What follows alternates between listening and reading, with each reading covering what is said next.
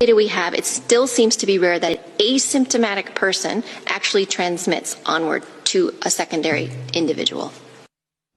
I didn't quite get that. Can I hear that one more time? I'm serious. I could not tell what you just said. From the data we have, it still seems to be rare that an asymptomatic person actually transmits onward to a secondary individual. Still didn't quite get that, but Dr. Samadi went to medical school. He's been listening to doctors all of his life. Doctor, I believe the headline from the World Health Organization is asymptomatic people are not infectious. They're not going to spread the disease. Is that what the WHO is saying? Yes, that's correct, Greg. Look, you and I have been going at this since February of this year. We've covered more than hundreds of these segments on Newsmax TV.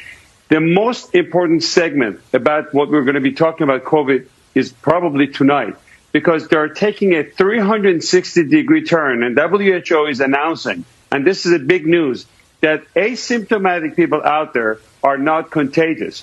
Remember, because we didn't know who would be passing this virus or not, we made everybody do something called social distancing. This is a new word that you've heard of it, and it came to our life a few months ago. We made everybody across the board to wear masks.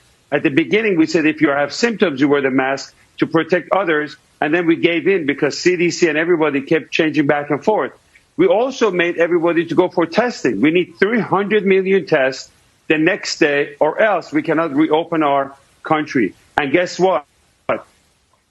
This thing is very important. It's a breaking news that if you are not symptomatic and you don't have any symptoms of fever, chills, shortness of breath, or any of those symptoms we've spoken about, the risk of passing it on to other people and being contagious is very rare.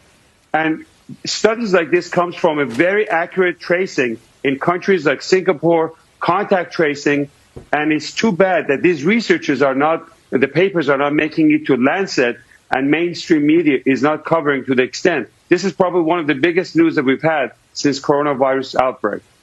It's good news. That means really we can visit people that we weren't able to visit. You know, you didn't want to go around somebody of a certain age because you could be carrying it without knowing it.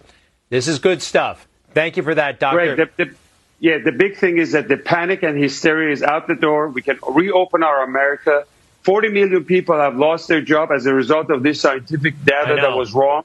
This is very big news for the country, Greg. Dr. Samadi, I like it. And for the world. You know what? It's a pandemic all over the world.